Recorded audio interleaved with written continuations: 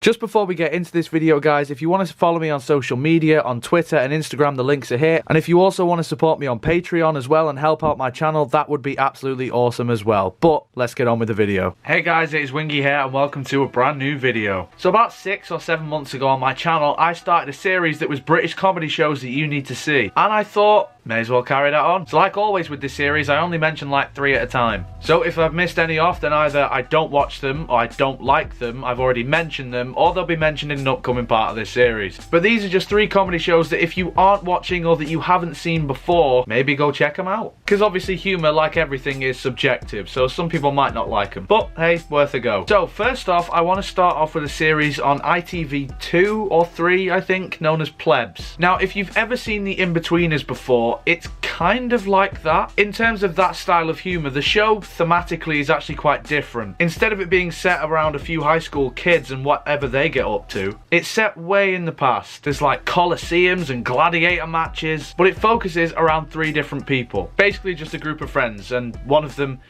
is a slave. Which sounds quite bad, and it is, because slavery is of course bad. But I mean, in this it's actually quite funny. The slave is the dumb one, like he doesn't get anything right. He's the most hopeless and hapless slave I think you've ever seen. Another one is kind of up his own arse, and the other one is sort of the promiscuous one. Overconfident in who he is, really. Now the reason why I compared it to The In-Betweeners is because some of the situations they find themselves in is quite similar. Stuff to do with girls and stuff like that. And I remember first watching an advert for this when it first came out, and I thought this just looks like shit in between us. But I've got to say, it is actually better than that. It is a hell of a laugh. Is this groundbreaking? Is this a show that will break the mold? Absolutely not. But it is actually quite funny, and it is quite interesting as well, particularly with the setting that it goes for. I think the show's coming back soon as well, but I think they've recast someone. But I mean, you can just catch up on the ITV Hub or buy the DVDs or watch it online or whatever. It's a pretty fun show. Next, I want to talk about a show that isn't specifically British, but it is. It's more of an Anglo-American thing. Episodes. Now this comedy series focuses around 2 British writers who get their show remade in America, but the network that they go to in America completely changes their show. So like the original UK version, instead of having like this classical theatrical actor, they end up with Matt LeBlanc in the lead role. Now Matt LeBlanc you'll obviously remember from Friends, and he basically just plays an over-exaggerated version of himself, and he is so fucking funny in this. I think it's on its last series at the minute. There's only 5 series, but it is so worth a watch and catching up if you haven't been watching it. Matt LeBlanc alone is the reason to watch this show, regardless of what people think of Joey or what people think of him on Top Gear. Like, he is the crucial part of this show. He is so good. He plays my favourite type of character in this, which is a likeable arsehole, and he most definitely is an arsehole, and he can be likeable. Tamsin Greig and Stephen Mangan are also really good in this show. Like I say, I don't know if this is strictly a British show because it is set in LA, but it's predominantly filmed in London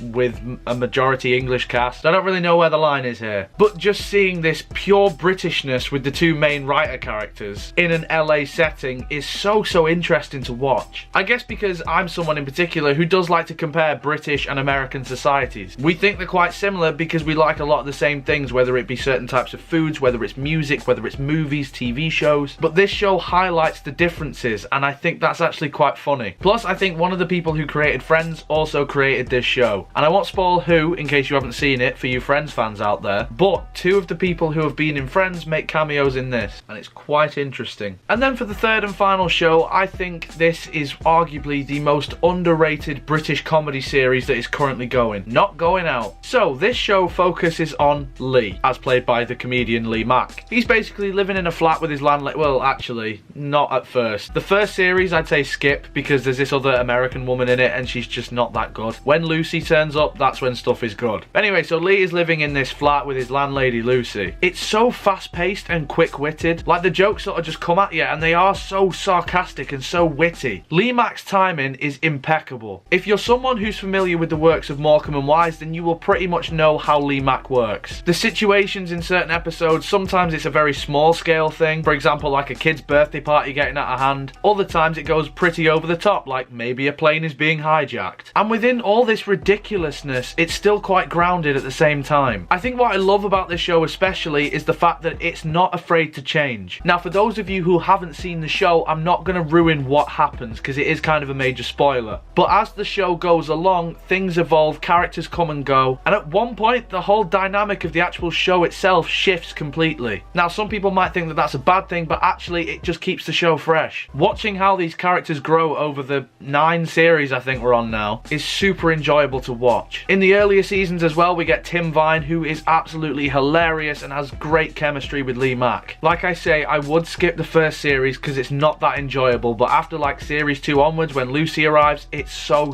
good. It's one of those shows where I know it gets decent viewing figures and I know it gets relatively positive reviews, but I really just don't hear people talking about it that much, and I just have to talk about it because at the minute it is one of my favourites. And so they are 3 more of my suggestions. If you've seen any of the shows that I've talked about in this video, then let me know what you think of them in the comments below. Love them, hate them, indifferent, gonna check them out, haven't seen them, whatever it is, let me know. If you enjoyed this video, then make sure you leave a like on it. Subscribe for more random content on my channel, and I think you have to hit the notification bell now. I don't know why YouTube's being an arsehole, but if you wouldn't mind hitting that notification bell as well, that would really help me out. Social media and Patreon, they're in the description as usual if you want to go and support me on any of them. And if you do any of those things, I would love you forever. But until next time, guys, you take care of yourselves. Goodbye.